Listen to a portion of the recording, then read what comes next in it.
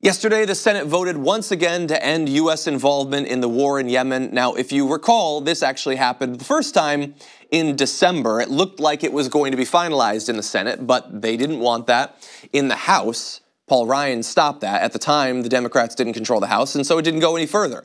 So it looked like we were on the cusp of something we have not seen in our lifetime. The Senate actually asserting its deserved authority in matters of military conflict. So we had that in the Senate, but the House stopped it. And then the midterms happened. And so it passed once again, thanks to people like Ro Khanna and others who've been pushing for this for some time.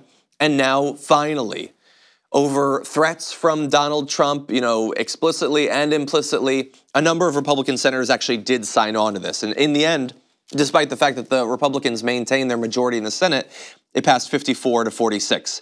It will go back to the House of Representatives now. They have to get the language exactly the same as the Senate version, but that is likely to pass again, as it has already this cycle. If you haven't been following this, here's what the bill would do.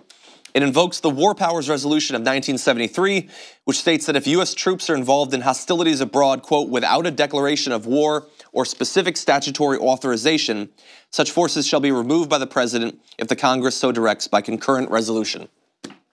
That's fancy talk for the President is granted huge leeway that he doesn't technically have in law or under the Constitution to send troops wherever he wants. And way back decades and decades ago, the Congress said, okay, this is the way it's been working, but our military is both much larger than it was, the executive branch is much more powerful than it once was, and American presidents have shown that they're willing to unilaterally use military force in a way that they didn't necessarily do in past generations. So back before I was born, the Congress said, no, we're actually going to take control of this process. So they passed the War Powers Act, and then it never was used, not even once, despite the fact that we've been involved in countless military conflicts ever since then.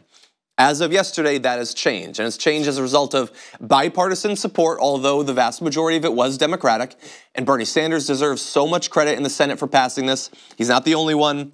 Mike Lee, a Republican, also was important, and Chris Murphy, another Democrat, was incredibly important as well. But look, if you've been listening to the Damage Report for a while, you know how much we've talked about Yemen, how high the stakes are there, how high the death toll already is. We desperately need to not be involved in that conflict. And although Donald Trump could hypothetically either ignore this law, he could veto it, we'll see.